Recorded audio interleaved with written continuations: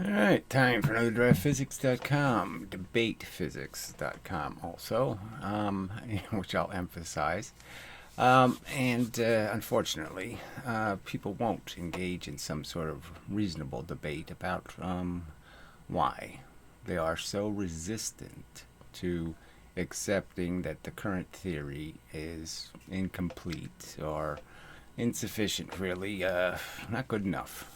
Yeah, it's not a very good story. It's broken and imbalanced, and bent space moves the same speed as photons that are supposed to be quantized, and doing all kinds of quantum things. Lots of inconsistencies, not fitting together pieces. The whole diagram of an atom, that's supposed to have all of these 400 other particles in it somewhere, doing something somehow, none of it making any sense. Simple explanations, you want to get two protons close together. Well, you know that, they're attracted to electrons, and a simple explanation would be, okay, you stick an electron between the two protons, you can get them really close together. No powerful external force required, no strong force. Simple things like that where you say, come on, yeah, there's a simple explanation. So, push-averse versus, something else. Like a pull would make any sense as an elemental function. Something just, no. You don't have to hit it. You don't have to give it. You don't have to interact with it. You just magically pull it to you. It's a God explanation, frankly. And so, yeah, we're all the way back to, why people resist, even currently, a huge percentage of the human population still doesn't accept evolution as the truth. As a really nice, accurate diagram of why we are here. Okay, that there isn't any poofer. Okay, there wasn't. The mechanics were built out of more simple models, billions of years of chemistry, and it ends up producing, something that seems beyond the capacity of a system to create, but it can be understood, and the facts and the evidence point to it, and that there's a huge resistance to accepting the fact that life isn't magical, and we're not part of something better. Well, slight interruption. Anyway, so yeah, I'm asking the question. The fact is, I've made all these arguments, and they have fallen on deaf ears. And you're just saying, well, wait, what are you gonna do? But I'm just saying it's so simple. The idea that things being pushed together, that all you do is remove some, push in one direction, and you'll end up with push in the other direction. That everything's in a balance, a tension, and anything that disturbs the tension can disturb how things will function. But basically, the idea is if you want to see a push, a pull, you just take away the other one side of the push, okay, and you'll see something that'll look like a pull, but it's not pulling. And it's a very simple way of understanding that it's that you need that it's a mechanical system. It doesn't require anything magical. All right, so we're just stuck in this condition where I think I've made all these arguments illustrating all of the flaws and weaknesses of the current theory and the strengths of this better way of looking at it, that it is just a push-averse, that it is just made of an element in the universe that has the component called movement and energy, and then an element that is moved by that component. So it's like candle holders and candles, And the idea is that yes, you can make a candle holder that can hold 1,000 candles, or you can have 1,000 candle holders, each holding one candle, and that's the same amount of light. And that's the simple argument. It's just the idea is that the matter is just a way of seeing, of having a mechanism to make the candles real. The candles can't be seen unless they are in a candle holder. They can't be lit. They can't stay lit. That kind of idea, and all you're doing is, doing a simple measurement. So anyway, the website has all these basic arguments. There's a bunch of videos there at the top that basically just go through some of the other parts of physics besides just the energy component, and explaining how physics misinterpreted those things also, and always in this more expansive way, like, again, sort of like the religion versus evolution argument. They want a better story, almost kind of thing. They want some story that has more elements in it. They don't want the simple answer. They want the complicated answer, the answer that's soap opera. All kinds of entanglements, all kinds of other stuff going on. And, frankly, all of those, physics has got everything wrong. I mean, every aspect of matter versus energy, they've put it all together wrong, and the whole bending of space-time wrong. And, the important one is the kinetic energy argument.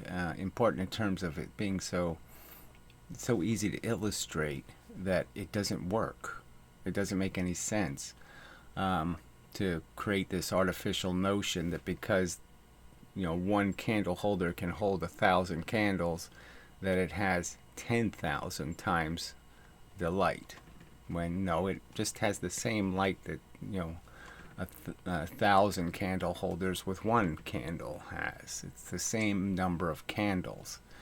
That the velocity is the component that you're exchanging, and there's no reason to square it and to somehow magnify it in some circumstance where one piece of matter happens to have a bunch of it, because in the end it's just going to be how much of it is there total, how many little bits of pushing energy is there. Alright, so in this video I'll just do a rundown of all of these videos, basically. All these arguments that have been made over and over, and cut into 5-minute little chunks, all kinds of ways I've tried to make these arguments simple. And it's really just about the fact that the religious theory doesn't have any physical evidence, so they can't just show us their physical evidence and say, there, subject resolved. They won't show you anything like, let's start with the first one, it taking 25 times the fuel, the energy, to make something move 5 times as fast. And that's a requirement of their theory. They say anytime something's going 5 times as fast, I have to square that velocity, and that it's going to produce 25 times the energy, or 25 times the fuel is going to be required to create that effect. And there's just no evidence of that in the real world. Nothing, no machinery, no windmills, no water wheels, nothing in the environment indicates any such bizarre relationship existing, that that you quadratically increase the fuel demand and quadratically increase the energy produced, or the action produced, in the real world. It doesn't happen. So this is an argument about momentum, mv, versus some notion that some formula, 1/2 mv squared, is the truth. And the argument is that in every clinically sophisticated experimental circumstance, there's every indication that momentum always works and is always conserved. That is, the math always adds up. And there's every indication that every single time kinetic energy fails, dismally, in some cases, to match a coherent understanding of the obligation to neither create or destroy the mechanisms in the universe, to poof matter into existence or to poof energy out of existence. Those basic rules that we, for hundreds of years, human beings have observed. The universe appears in every way to appear to be a closed system in which you can't make more of anything or destroy any of the elemental bits. That the universe always weighs the same amount. Okay, and it's always got the same amount of jiggle in it. All right, so so there's how much argument does it need?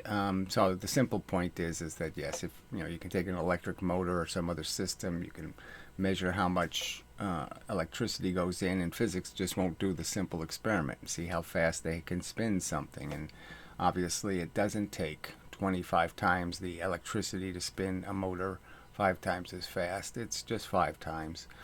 And in a lot of cases, it's less than that because most of the controlling mechanisms, bearings and different things to control how things run, get more efficient at higher speeds. But anyway, the point is there's no evidence whatsoever that it's 25-5, that's the relationship. It's 5-5. You want to go 5 times faster, you put 5 times the gas in the car.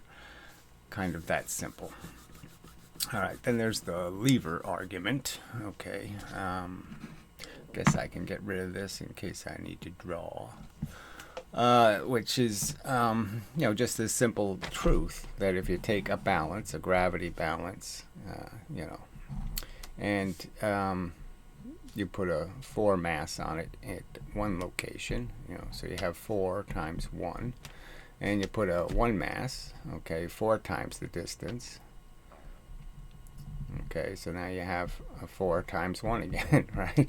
It's a 1 mass and it's 4 times the distance. That those two things equal each other. Oh, well, it would be helpful if it was in the frame.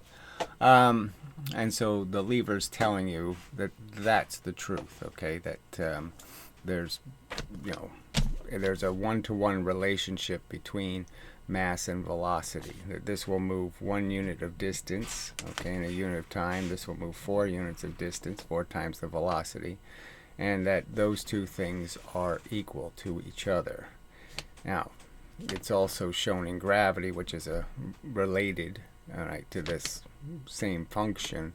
But the accusation is the kinetic energy theory says, that no, it's I put a 2 mass here, or I can put a 1 mass here at twice the velocity. So I put a 1 mass at twice the velocity, and somehow that will equal the 4, and it won't. So the simple argument is this does not work on something as simple as a balance. So the balance is basically telling you that I got the same amount of energy in the oscillator. It's an oscillator. And what it's really doing is just shifting a little bit of matter here at the fulcrum. And regardless, but that's why it oscillates. And it's basically saying it takes the same energy to move the 1 mass 4 velocity as it takes to move the 4 mass 1 velocity. Those two things are essentially identical looking, from the fulcrum's perspective. That it's the same amount of work. All right, so it's a pretty strong argument that levers have been used for thousands of years. It's a reliable device that tells the truth, and it tells a completely different truth than 1/2 mv squared. That doesn't work with a lever. All right, so the Mythbusters did produce a little bit of evidence, and they did it with car crashes, rather dramatic. And it's the real. You gotta just wonder. You have a physics, important science, and the fact that they don't do these simple experiments routinely. And this one wasn't done to prove this point. It was done to make some other argument that was also wrong, which is ironic. The fact is they just don't do these simple experiments. Obviously you don't have to take a car, 2 equal cars, so it's the same mass for both vehicles, and you crash them into a brick wall, and obviously they don't have to use cars. They could use any kind of massive object and do these experiments. And the simple truth was, when they did the experiment, the 100-mile-an-hour car crushed exactly twice as much as the 50-mile-an-hour car. It's just a truth. The part missing, was twice as big. indicating no evidence of 4 times. So the point is that the 100-mile-an-hour car crash should be 4 times the energy. It should have 4 times the capacity to do work. That's the prediction of their 1/2 mv squared. Okay, squaring the velocity means that you quadratically increase. So 2 times the energy in, 4 times the energy out, kind of idea. In terms of, I say 2 times the energy in, obviously I think it only takes twice the energy to go 100 miles an hour. They think it takes 4 times, but anyway. So the simple argument is a pretty good piece of evidence that there's absolutely no indication of 4 times. And they did it also with clay and came out with the same result. No sign of kinetic energy being real. That is, it doesn't do any work in these experiments. So it is a piece of evidence. It's better than no evidence. And you certainly should wonder, you have a theory that's hundreds of years old, and you haven't done any of these simple experiments to demonstrate, to be able to show somebody, here's kinetic energy at work. Watch this experiment, watch it happening. Okay, it's going to show you that it does take 5 times the energy, or it will produce 5 times the effect, 5 times the increase. So it's, twice. If I double the velocity, I got 4 times the energy. I triple the velocity, I got 9 times the energy. I quadruple, I got 16 times, and then 25 for 5. I mean, these numbers don't happen anywhere in reality.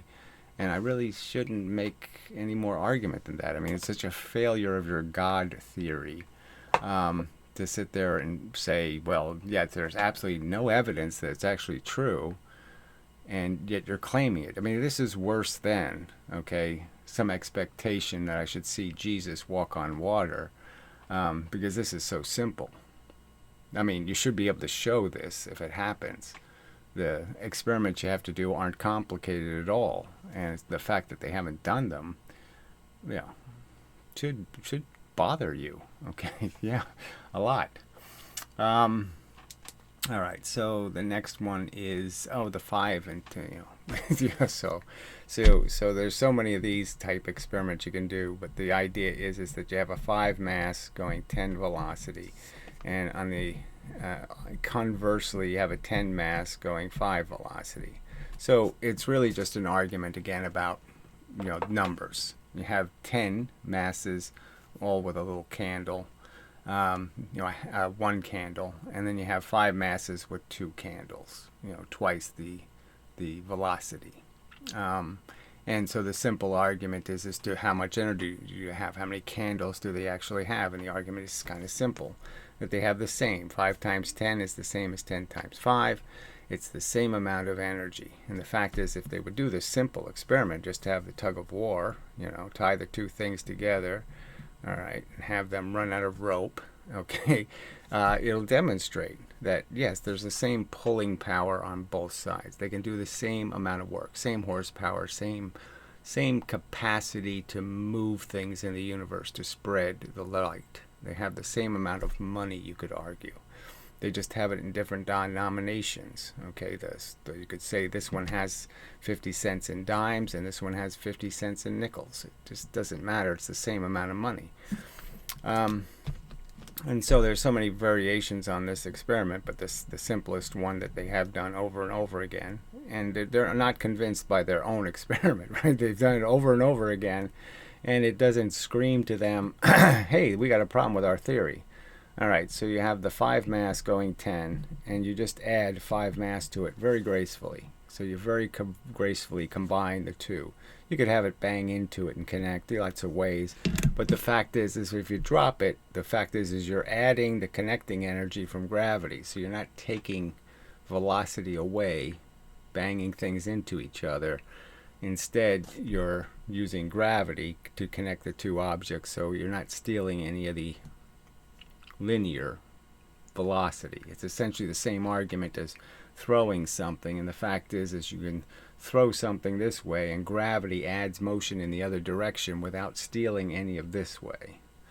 All right, and you end up with a 10 mass, going 5, and you end up with a perfect I mean, 99.98% of the momentum is conserved. So, the light hasn't been disturbed. None of the candles got blown out. Okay, it works perfect.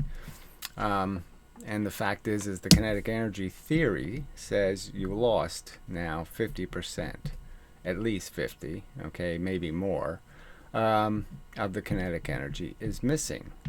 Now, they'll say something like, well, it bent things and it knocked things off and it made sounds and it did all kinds of things, okay, where somehow it lost all the energy, 50% of the energy, 50 huge, gigantic percent.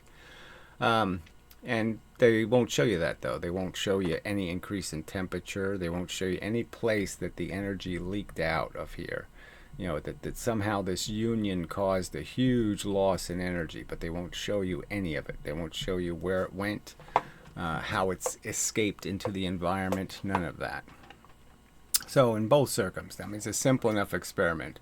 You do the tug of war, it defines the circumstance. I mean, you can do the tug of war in different ways, right? You could just make a metal pan, okay, and you could have your two carts in the pan going their separate ways, just cause a spring explosion here. They'll all automatically get the right velocities, and just engineer it so, one side's going to go faster, so it's going to need more pan. And have them hit the sides of the pan at the same time, and the pan's not going to go in the direction of the 5 mass that's supposed to have twice as much energy. It's just not going to happen. Simple, compared to all the other experiments, Michelson, Morley, or this or that. I mean, it's so simple, and they haven't done it. 350 years of claiming it's true, claiming that God grows new arms on people. It's not that hard to show us the new arm God grew on somebody, the miracle, And, somebody could make this simple argument to a religious person and just say, well, isn't it kind of ridiculous that God's miracles are defined only by things we can't see? Like he'll cure something that's inside you and fix that, but he won't fix anything on the outside, right? He won't make that just go away, because we can document that, especially now, so easily. So God somehow has a limitation to its miracle power. He can only do miracles that we can't see. Seems a bizarre catch. All right. Seems ridiculous is what it is. And you're saying, why do I have to keep arguing this? This is ridiculous. Your attachment to this archaic notion is ridiculous, because it's ridiculous theory. It doesn't fit the evidence. It doesn't match. It's wrong. It gets wrong answers. And here you are clinging to it. All right, so another experiment similar to this in the sense of, it's more exaggerated in terms of the proportions, the energy differentials. Okay, their claim is that a gun, if I fire a gun, let's do the gun first. We know a gun is just an explosion inside of a vessel, so I could shoot a gun with 2 light bullets in it, all right, with the same explosive, okay. And their theory basically says, okay, if I do 2 heavier bullets, I'll get, especially if they're twice as heavy, let's say, I'll get only 1/4 of the energy, that this one will create. So, the bullets will fly out at a velocity, and because the light ones can go at a high velocity and the heavy ones will go at a slower velocity, ones will get the advantage of the squared thing. Now, momentum says it all works just fine. It doesn't matter what weight I put bullet, I'm always going to get the same momentum, because the explosion always creates the same amount of pressure. It's an amount of fuel, so it's the same fuel. And so in one case, they're going to say there's 4,000 joules of energy. In the next case, there's only 2,000 joules of energy. And the more extreme I make that, which is the gun recoil. So the gun recoil is basically just saying I'm just going to, I'm going to make this sort of immovable. So I'm going to put an immovable, bullet in one side. Big, heavy bullet. 1,000 times heavier bullet. Very heavy.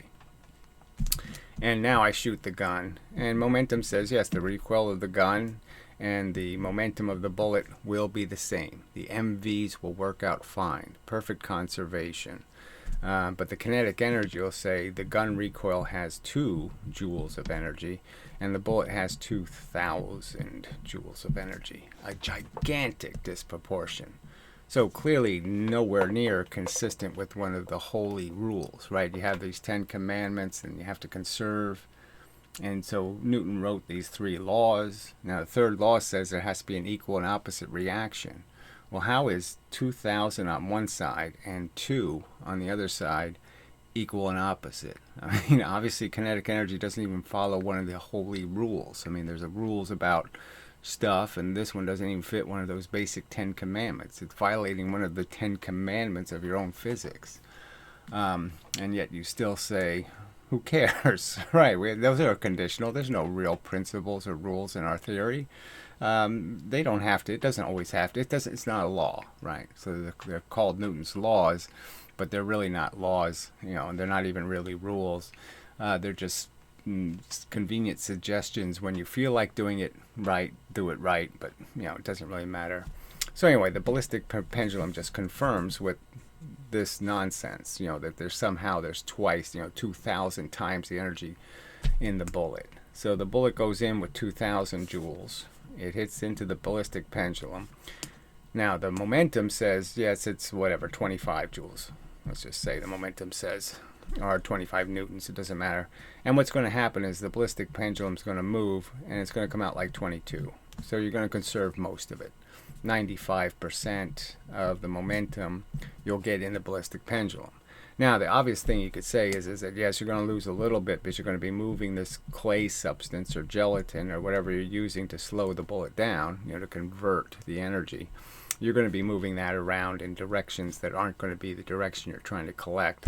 So you're going to lose a little bit of heat, radiation, and other things. That's why the momentum number won't be entirely conserved. It'll be a little bit less, but not far. But the bullet will be way off. So instead of 2,000, you're going to collect, 1.4. That's what you're going to collect, 1.4%. So you'll collect 95% of the momentum, but only 1.4% of the kinetic energy.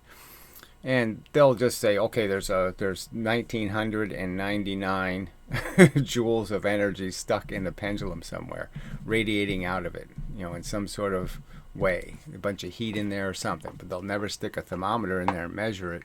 They'll never show you that where this energy is. So just like the 10-ton train having, going 5 has, half the energy of the 5-ton train going 10, and they claim it, they won't show it. They won't show it ever, okay? That their statement that, 99% of the energy is still stuck inside an invisible stuff. There's some sort of invisible energy still in that pendulum, and we only got a tiny percentage of the energy out as a visible reflection of the energy. So again, it doesn't fit. The momentum works, kinetic energy fails dismally, and you just couldn't care less, huh? I mean, it's that bad, and you'll just cling to it, even though it's demonstrating that it doesn't work. And the irony with this ballistic pendulum is if they were able to collect just 2%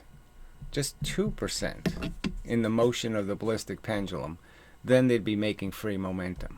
So if they just collected, if they were able to collect much more of the bullet, the more than the 0.06% that they collect, if they were to collect 1 or 2%, they would end up creating free momentum, demonstrating the creation of free momentum, because the bullet only has the tiny momentum number. And that's the fact. That's what came out of the gun, was a tiny amount of momentum. I mean, tiny, relative speaking. Tiny compared to the crazily exaggerated v squared problem. By making the velocity 1,000 times higher, you have it, this insanely huge increase in, making 1,000,000 times the energy. Just not sensible. Not grounded to anything real. All right, the bowling ball example is very similar. I mean, you're just saying, okay, physicists, there have been physicists actually written books telling bowlers that they really should find a way to capitalize on this capacity of the lighter ball, an 8-pound ball going 16 velocity, let's say, versus the 16-pound ball going 8 velocity. All right, the simple argument again is that this 8-pound ball has 2x the capacity to do work, energy. It has twice as much energy in it, okay, in its motion, okay, its speed, okay, it has a speed. This one has a velocity. That's the catch. The 16-pound ball has a velocity, okay, because it's, momentum, and the kinetic energy is a speed. Okay, but the fact is we know that all they have is mass and velocity, and that's all there really is. Okay, there's nothing else in the balls that's going to make any difference whatsoever. And again, the simple argument they're making is somehow this one should be able to knock down twice as many pins. But there's no way to mechanically draw that out and explain how that would happen, because we know that when they hit the pins, I mean, what's going to basically happen is you could just say the first pin they're going to hit, the maximum speed the 16-pound ball is going to be able to give it is 8, okay, velocity. So the 3-pound pin, let's say, will leave with 8 velocity. And in this case, the 3-pound pin, because the velocity is twice as much, it's 16, that it will leave with 16 velocity. So 3 times 16, this one's going to lose. Obviously, the 8-pound ball gave more velocity and momentum to the first pin, but it lost, okay, in doing that, it lost much more momentum. So it lost twice as much of momentum. So as they're hitting the pins, the 8-pound ball is going to give more energy in the beginning, right? Big arrow, okay, and then the arrows are just going to change the dimension, right? So the 8-pound ball is going to keep giving more energy than the 16, which is going to be much smaller to start with, okay? But the fact is the 16 is going to stay with a greater capacity to endure and continue to give more energy in the end. So you're going to end up with some chart that looks, something, the two charts would look something like this. The 16-pound ball will, over time, it's going to be the same area, the same amount of energy is going to be dissipated to the momentum of the pins. So there's no way they could draw it out where they could show the 8-pound ball that's supposed to have twice the energy actually giving more energy to the pins, because the only way the transfers take place is with momentum. The only way you transfer the energy is to transfer it as mv. Okay, there won't be any kinetic energy increase in the pins themselves,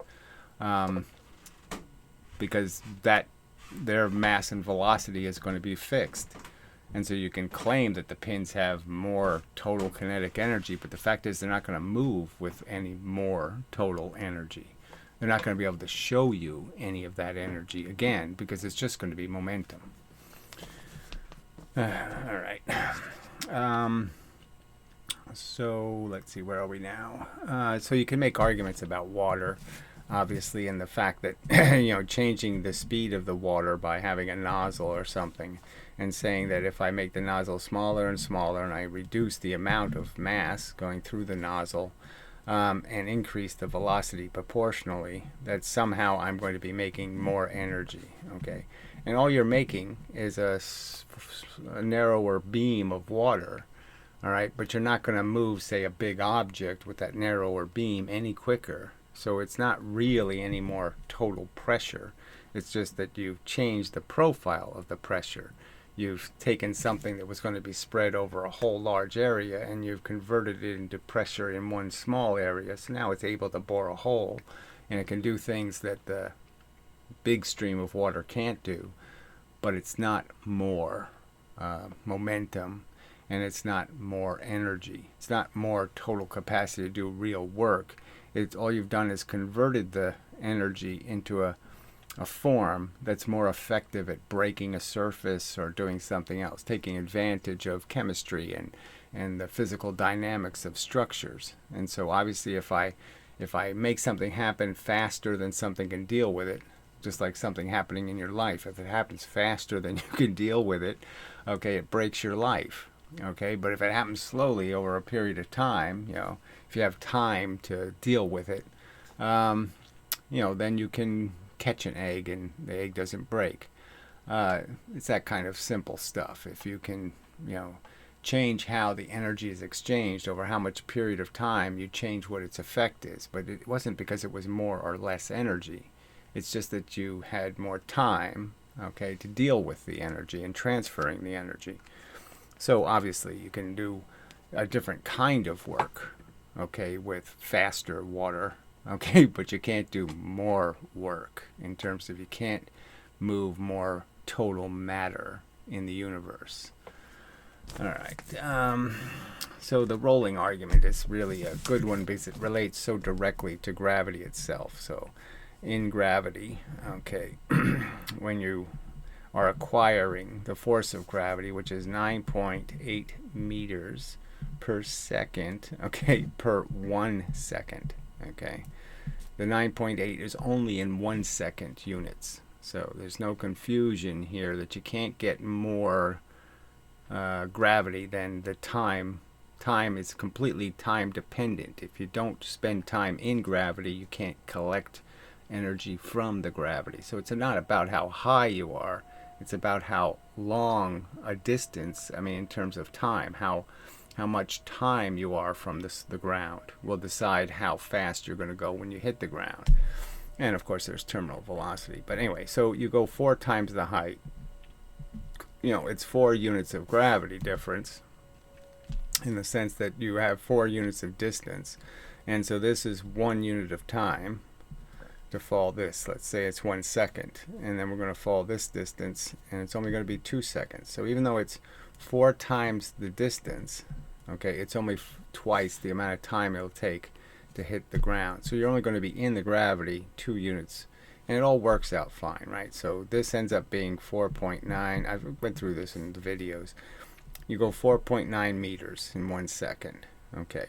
And you'll be going 9.8 because you spent 1 second in the gravity. So the 9.8 you're going will do this in the next second for free. You won't have to add any more force to get all of this distance because you already got it here in this first second. And all the second's going to add is another 4.9 meters. That's all it's going to add. It's just going to add this, okay, and another 9.8 to your velocity. So your velocity will be 19.6, okay, and only twice the velocity. So it's only twice the time. You're only going twice the velocity. Yes, it's 4 times the distance, but you're going through the distance faster. So and again, it's per unit of time you get this force. So you can't have 4 units of force. You only have 2 units of force affecting you. And that's all you have is 2 units of energy. You've only doubled your weight, okay? You've only doubled your capacity to create an impact on the ground. So this was the premise of the Leibnizian theory. Is his claim was that 4 pounds dropped 1 foot is the same as 1 pound dropped 4 feet.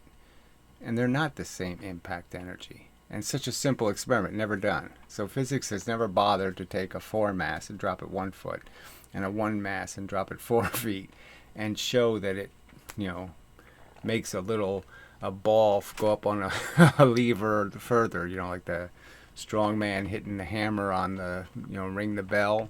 They've never shown those 2 things ringing the bell, okay? They've never shown that those 2 things are equal.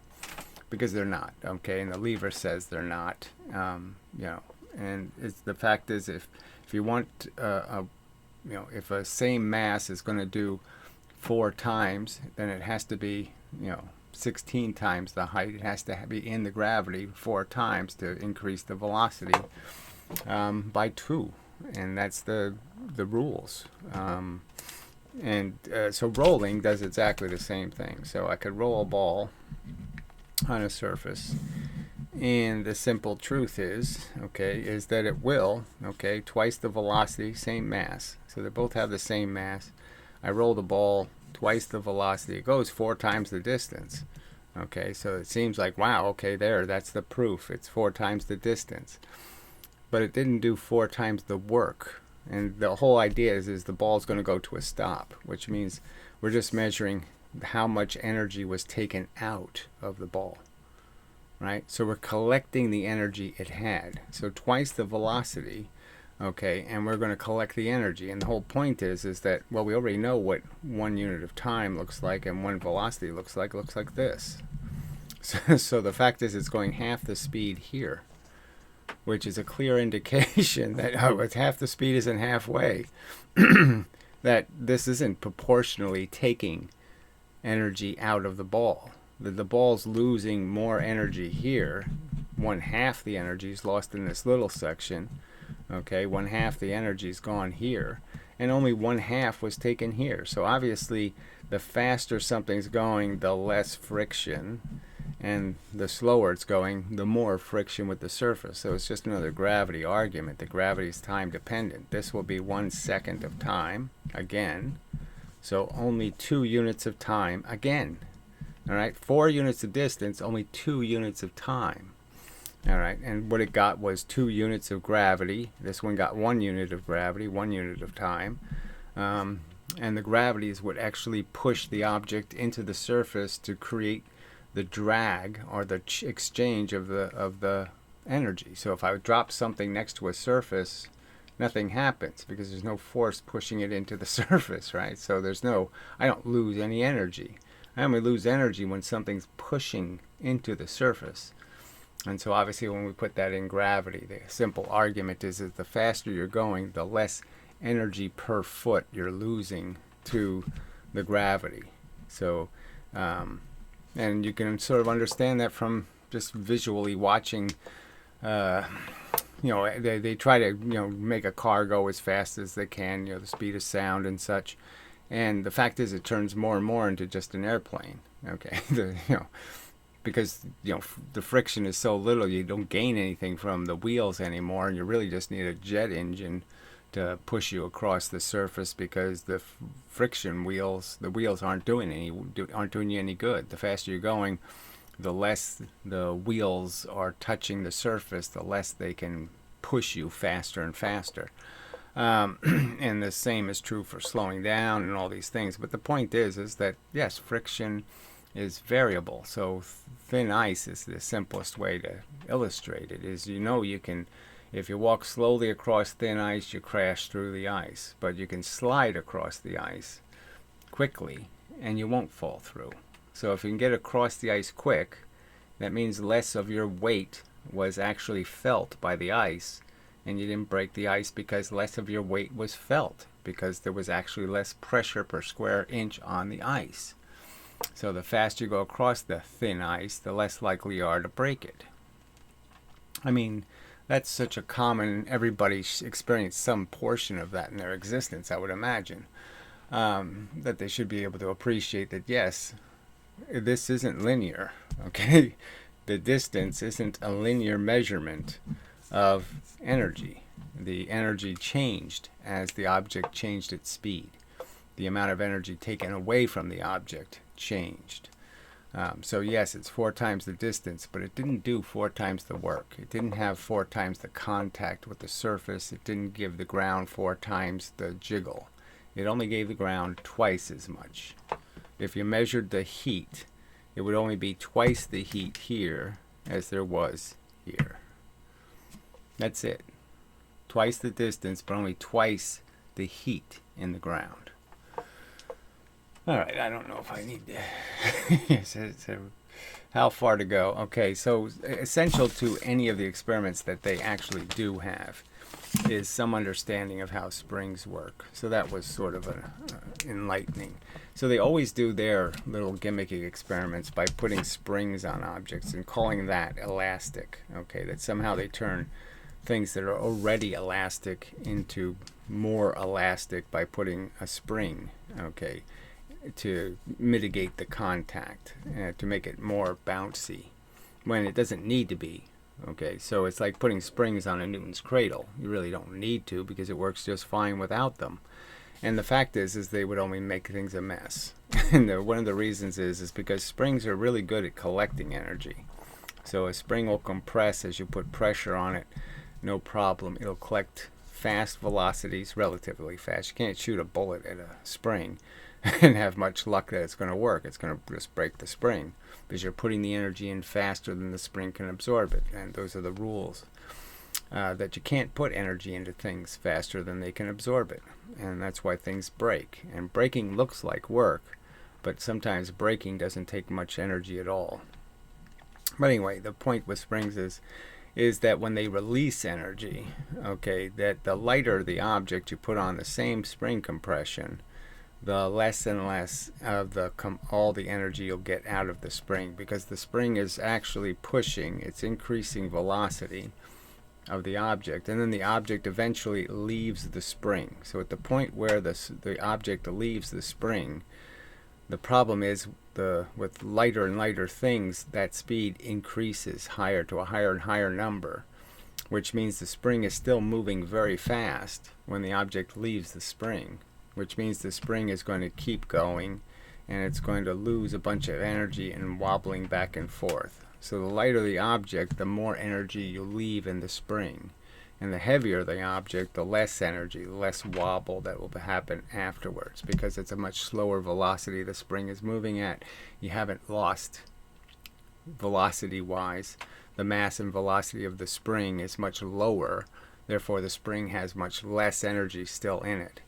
But that's the limitation of a spring, is that it collects energy really well, but it can't give all of its energy to an object, because it itself has a mass and it itself has a momentum, and it can't go to a complete stop. It can't give all of the energy because it's always still moving when the object leaves, and so it can never give all of its momentum to the object. And the lighter the object, the less of that momentum. So you should always be a little suspect of experiments that rely on springs that are superfluous or supposed to be unnecessary. So when they bang carts into each other, the steel carts, the metal, aluminum on aluminum or steel on steel, that's like a Newton's cradle. It's perfectly elastic. And so you don't need springs. So why are they including them?